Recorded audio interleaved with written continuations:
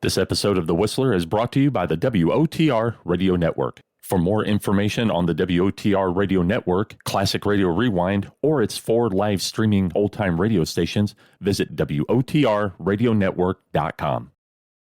Let every go signal remind you that you do go farther with Signal gasoline. The Signal Oil Program. The Signal Oil Company and your neighborhood signal dealer bring you another curious story by The Whistler. Tonight, The Beloved Fraud.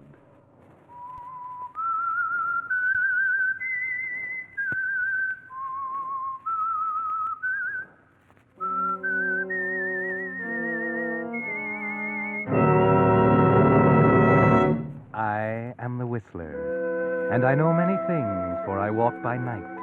I know many strange tales, many secrets hidden in the hearts of men and women who have stepped into the shadows.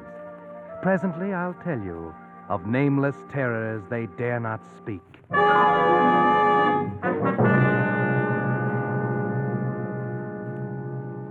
In a moment, the Whistler will tell you his gripping story. But first, Signal Oil Company brings you an urgent message from the War Department. Smokeless powder for explosives, thousands of tons of it, are needed daily on the battlefronts. But do you know that 60% of all smokeless powder is made from pulpwood, the same pulpwood used to make paper? That's why Donald Nelson stated, "The most critical raw material problem facing our war effort today is the shortage of all forest products, including pulpwood." It's why everyone on the home front is being asked to help by cutting down on the use and waste of paper. Uncle Sam suggests that you accept items from the store unwrapped whenever possible. Bring back paper bags for reuse and save every newspaper, magazine, carton, and especially brown wrapping paper for the salvage drive. You see, 700,000 items of war going overseas all need the paper you're being asked to save. Each 500-pound bomb, for instance, takes 12 pounds of paper. So when you save paper, however little it is, you're doing your part to speed vital weapons that will end the war sooner. And now, The Whistler.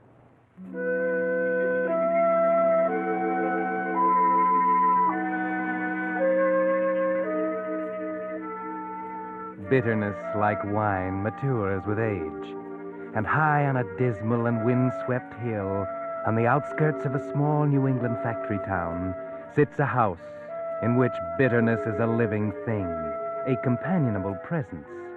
It's an old house, weather-beaten, run down, with perhaps a touch of its own bitterness, a silent lament for splendor long gone. There was a time back in 1905 when bitterness was young and splendor was still present, and the Woodford sisters sat in the comfortable parlor before the winter's fire and read poetry to each other. Emma, graying, commanding, the protector. Constance, the younger, timid, yielding. All poets use the skies, the clouds, the fields, the happy violets hiding from the roads, the primroses run down to carrying gold, the tangled hedgerows where the cows push out impatient horns and tolerant churning mouths twixt dripping ash boughs. Hedgerows all alive with birds and gnats and large white butterflies. Constance. Oh, yes, Emma. Constance, aren't you interested? Yes, Emma. You've always been very receptive to the works of Mrs. Elizabeth Barrett Browning. You seem on edge. What's the matter? Nothing. Nothing really, Emma. Well, something's the matter. Don't lie to me, Constance. You've been fussing and fretting all day, peeking out the window. Oh, Emma, for pity's sake. Constance! I'm sorry, but I was only looking out the window. I thought perhaps Mr. Willoughby might be coming by. He usually passes about this time. And why should you be so interested in the mailman? Were you expecting a letter? You know I'm not. You know how seldom anything comes for me. Only once in a while from Aunt Sarah or somebody like that. Constance, I don't believe you're happy. Happy? I hadn't thought about it. Not that way. I don't know, Emma. To After all I've tried to do for you. Yes, I know, Emma. Oh, please don't think me ungrateful. You've been wonderful. I've been a mother to you, Constance, ever since dear Mama left us. I know. And now you tell me you're not happy here. Act bored and fidgety, almost like I was keeping you prisoner. Always wanting to go out. But if only we went out just once in a while. If only for a walk in the village. It's not a fit place for ladies to walk unescorted. No, I suppose not. But we never have anyone to escort us, ever. Unless... Emma, perhaps old Mr. Willoughby would escort us to the village sometime. Constance, have you lost your mind? A postman. But he's a very nice old gentleman. He's the only person I ever see, except Dorothy. And I like him. The only people you ever see. The postman and our housekeeper. And what about me? Oh, you. Of course, you, Emma. I always see you. But you'd rather be with the others. Oh, yes, don't think I don't know how Dorothy brings you tea in your room and sits and talks. A common housekeeper. But she's very nice, Emma. And genteel, too. You said so yourself when you hired her. A good family, you said, not like a servant at all. But she is a servant now, Constance. Our servant. I've heard you laughing when you thought I wasn't around. Well, why shouldn't we laugh a little? Why shouldn't people laugh and have fun? Be happy? Oh, Emma. There. Don't cry, dear. Of course you should be happy. That's what I've tried to do for you. Because I love you, my dear, and because I promised Mama that I'd look after you. Make a home for you. I know. I'm sorry to be so hateful, Emma. You know I appreciate what you've done. Well, let's say no more about this now, dear. You run up to your room and dry your tears. I'll have Dorothy bring up a warm cup of tea. And then you and she can have your talk. You'd probably planned on that anyway. Oh, Emma, don't be angry about Dorothy. It's not that I enjoy her more than you. Honestly, it's just that she tells me things. Things about the outside, the city, the world, people. I like that. You're tired of your home here, aren't you, Constance? No, Emma, I'm not. It's a very nice home, I know that. Only I had hoped that I might see the city, go on a holiday, a little trip or something. But you always say no. Yes, dear, I always say no. And I know what's best for you.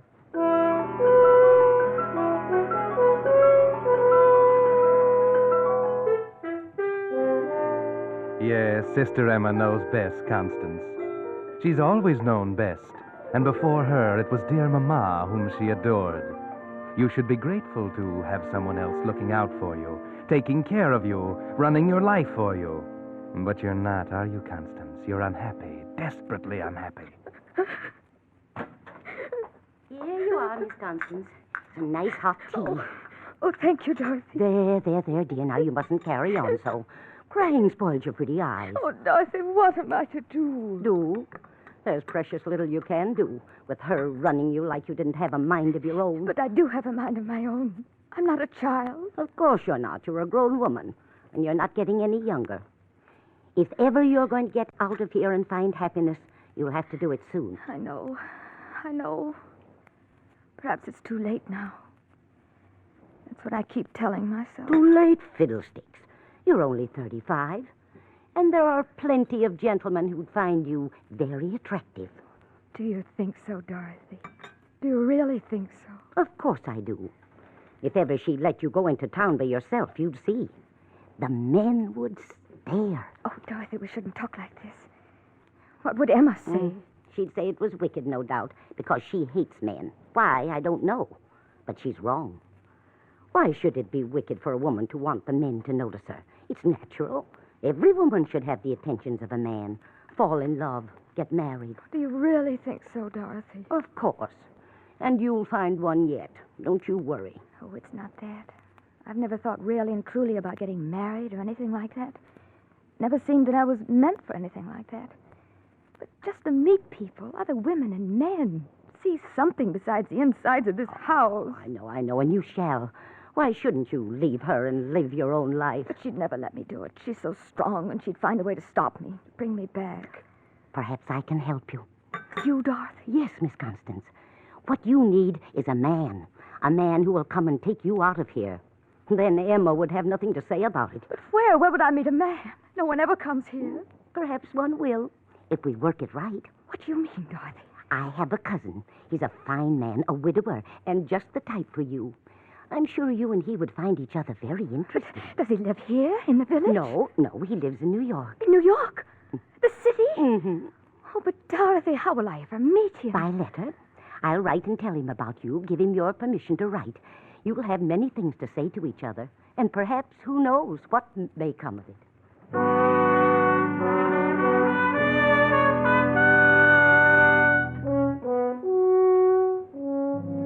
And that was the beginning, wasn't it, Constance?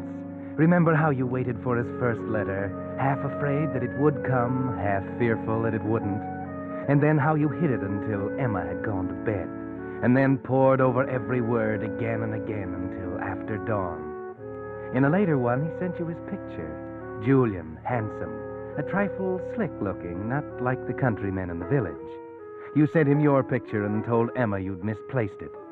And then, after months, came the letter asking you to marry him, telling you he was coming to the village to get you. And the last letter, that day, you read it in the grape arbor and came running in to tell Dorothy. Dorothy! Dorothy! Constance, such noise. Emma!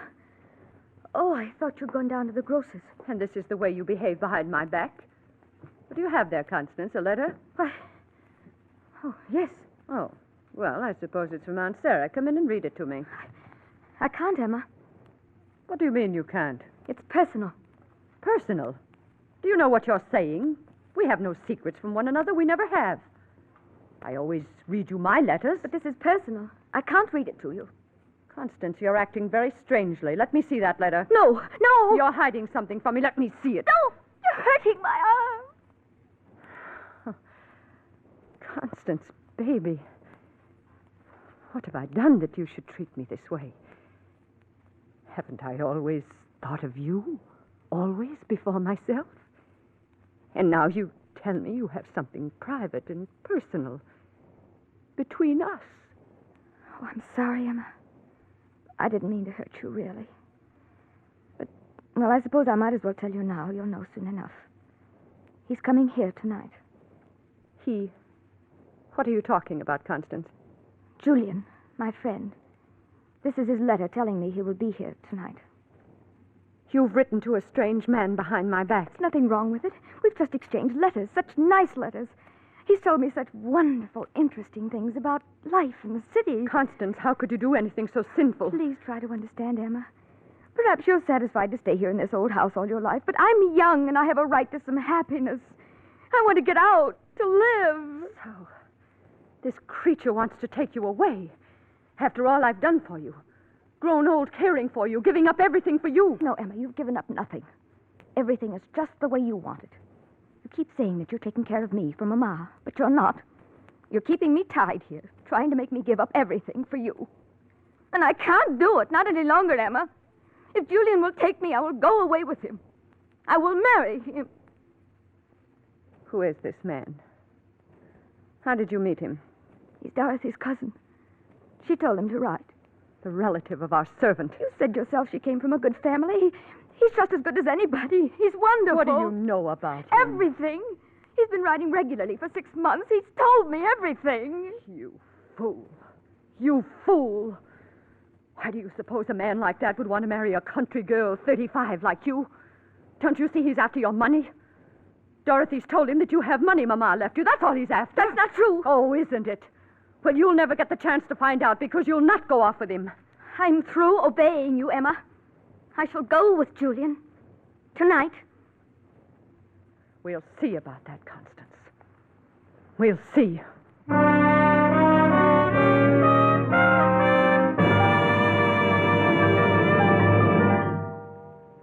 You're listening to The Whistler, brought to you by your friend, the Signal Oil Company, marketers of famous Signal gasoline, your best buy today. Remember to let every go signal remind you do go farther with Signal gasoline.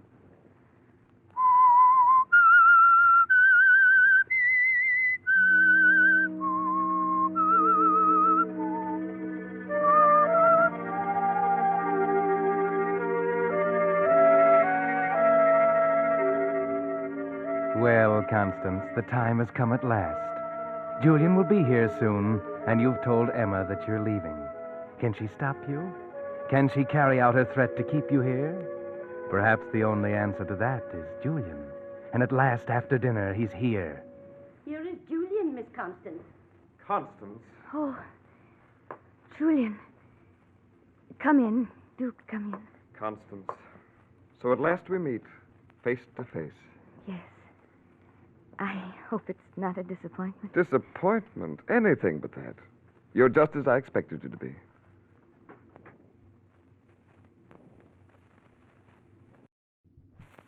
And what about me? Oh, yes. You're just as I expected you'd be. But I interrupted something. You were tending the fire? No, I was burning your letters. Then you've regretted your decision, Constance. No, Julian. Then why? I warned you. It's Emma. She wants to stop us. She's upstairs hunting for these letters now. We shall leave anyway. She can't stop us. But she'll do everything she can. She'll stop at nothing.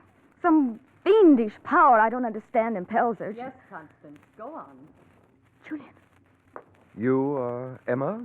I am Constance's sister. Constance, if you haven't already done so, go pack your bags. I haven't packed. She would have seen and asked questions. I'll hurry. Come back here, Constance. What do you want? What? I want to talk to you once more. You must listen to me. This man does not love you, I know. Don't be a fool. Don't risk everything on this sudden wild impulse. Think of me. How lonely I'll be. This man wants your money. And what do you think he'll do with you when he finds you have none? But I do, Emma. Half of what Mama and Papa left is mine. Yes, but I have control of it. You don't even know where it's kept. Did you think I would just give it to you? I don't care about the money, and neither does Julian. I'm going to pack. I won't be long. You'll only have to unpack, Constance. Constance and I are to be married, Miss Emma, with or without sisterly approval. I understand that to be your intention. Surely you can have no objection. She's not a child. She's 30. 35. 35. Yes. Constance has never been very practical or serious-minded. When Mama and Papa were killed in a train wreck many years ago, I realized Constance was in my charge, that it was my duty to shield her from the ills of the world. I believe I understood you to say Miss Constance has no control over her money. You understood correctly. Well, I'm not poor. Oh, far from it. But of late I've suffered some reverses, and... Constance will have no money unless I give it to her. You know, I admire a woman like you. I admire your strength, your practicality. Really? And now, Miss Emma, that I've come face to face with you and your sister, it seems to me that you're strikingly the more admirable of the two. Just what are you implying? That perhaps I was being too hasty. Perhaps if I were to think this over... You know, Miss Emma, you too have a right to a man's protection and a man's love. You filthy beast. I've never asked for a man's love or a man's protection, and I never shall. I shall have to advise Constance of this interesting deviation in character and this sudden change of affection. And as for you, leave this house. I shall leave. But Constance comes with me. Now, understand, I have not the slightest interest in your sister, especially now. But just because you're so dead set on keeping her here with you, I'm going to take her with me. Of course, I may drop her like a hot penny in a few weeks, but... Why, Constance, Pigeon, whatever you heard, don't you believe a word of it. I was just teasing your sister here, the old pill.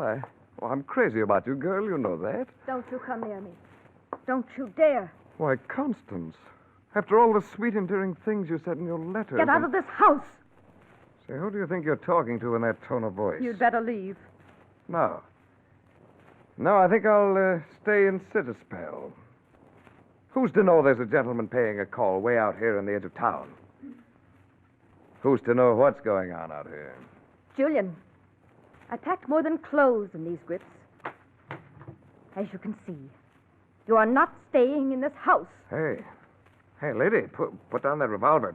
Firearms are dangerous things to be handling, especially for a woman. It might go off. You're right. Constance, be careful. Well, turn it in some other direction. I like the way it's facing. No, ladies, I was only fooling. Just trying to give you a bit of sport, that's all. To liven up a dull winter evening, that's all. Good night. I never saw such people. Talk about your New England hospitality. Must have been invented by somebody who was never in New England. Well, good night, ladies. It's been downright charming. Constance, you were wonderful. I never thought you could be so brave, standing right up to that big bully. Oh, that was so clever of you, bringing down Papa's old revolver. And so brave. How could you do it? Oh, my heart. Constance, sit down, dear. Please do. There. Oh, if anything should happen to you, I don't know what I'd do. I'm all right. Emma. Yes, dear. Emma, why won't you allow me to have my own banking account? I promise you I won't be extravagant. It's just that I would feel more of an adult. A person in my own right if I knew I could have access to my money. If I did want it. Constance, you were so brave and so forceful. Of course, I shall see that you have access to your money. You saved my life. And you will let me have my own account? The money isn't in the bank, Constance. It's not? No. It's right here. Right in the house. I wouldn't trust the bank. There might be a run on it someday. Julian might have searched the house. Taken it all. I know. I was frightened to death. Your facing him with the revolver was the only thing that saved us. But I have the money well hidden in a safe behind this picture of dear Mama. And only I know the combination. I never knew there was a safe there. Come, I'll show you.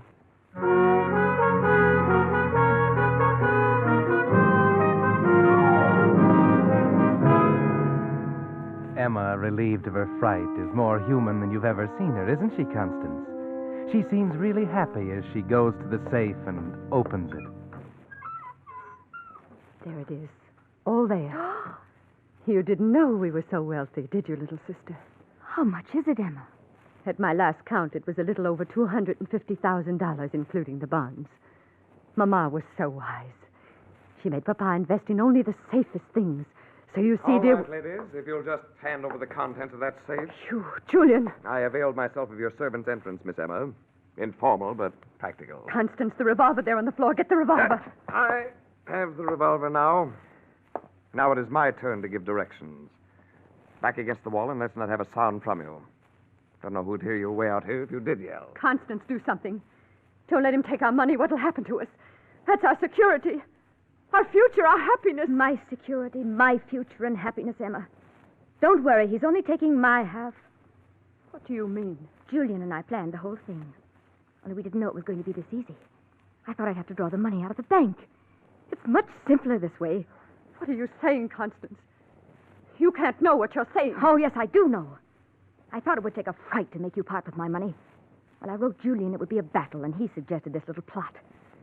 You were happy, weren't you, Emma, when you thought Julian a thief and a rotter? You were gloating inside because you thought everything you had said was true. Constance, you must be out of your mind. Julian and I are going to travel all over the world. I'm going to live at last. I'm going to see things. The Lord will punish you, Constance. Oh, I've had my share of punishment, Emma.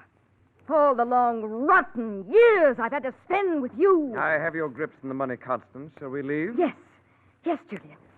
Goodbye again, Miss Emma. You vile, unspeakable man. You vile, unspeakable woman. You'll be sorry, Constance. You'll regret this to the end of your days. I shall hate you. Hate you forever and ever. My hate will reach out for you wherever you are. You'll never be happy. Goodbye, Emma. Constance! Constance, how could you? Miss Emma, have they gone? You're the cause of this. After I gave you a home, a job, companionship, you did this to me. I could kill you. No, Miss Emma, calm yourself. You took her away from me. You're responsible for me being left alone to live out a miserable, lonely old age. No. Stop looking at me like that. She'll be back. Back? She'll never... What did you say? Why are you so sure she'll be back? You know something more about this, don't you? Why, no, Miss Emma. No. You do. What do you know, Dorothy?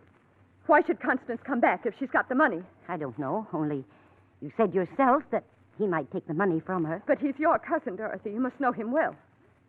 Therefore, you must know he is going to take the money and leave her penniless to come shrinking back to me. Don't you, Dorothy?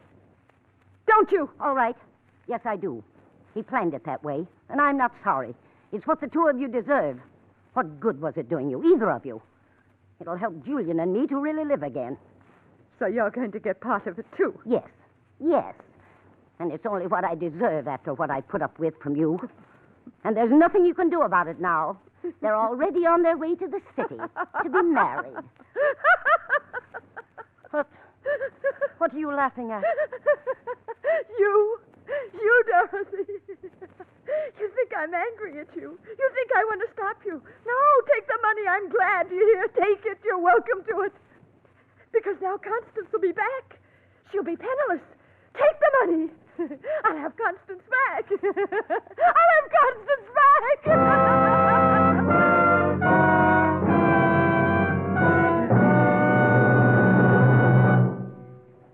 But that's not all of this strange story.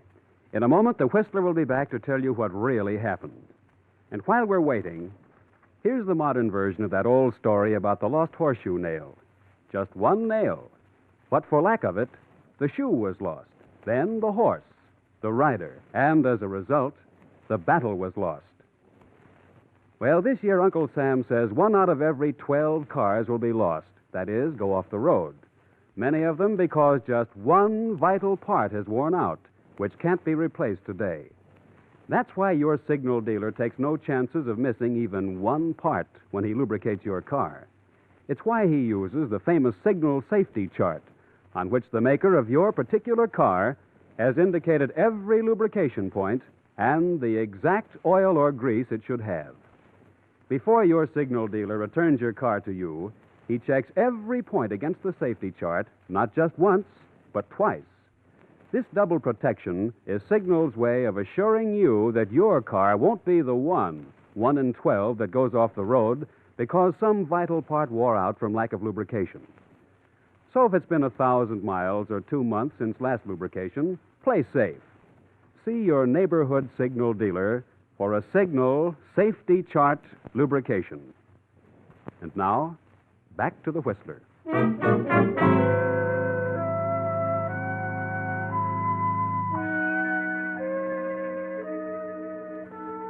Yes, Emma sat in the lonely old house and waited, nursing her bitterness. And down in the city at a small hotel, Julian stood at the desk, waiting for his bride and her money.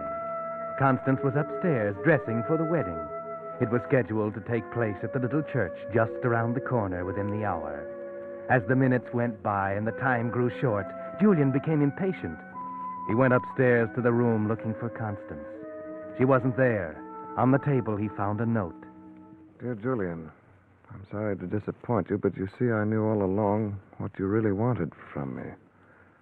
I suppose it was deceitful to let you believe you were succeeding, but I needed your help to gain my freedom. Now that I have it, and the money, I thank you and wish you good luck. Goodbye, Constance. Julian knew what that meant. And after a time, so did Emma, sitting alone in the old house on the hill.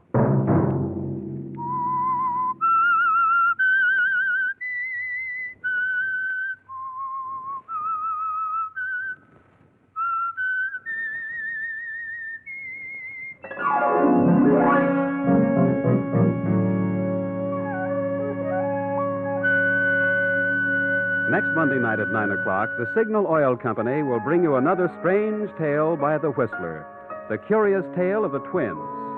The Signal Oil program is broadcast for your entertainment by the Signal Oil Company, makers of Signal's famous Go Farther gasoline and motor oil, and by your neighborhood Signal Oil dealer, who is at your service daily to keep your car running for the duration.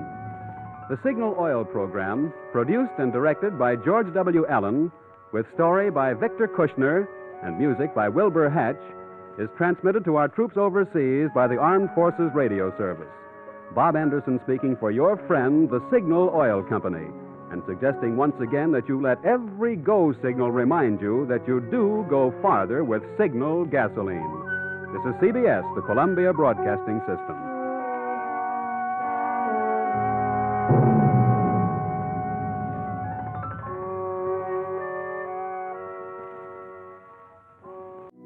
You're listening to the WOTR Radio Network.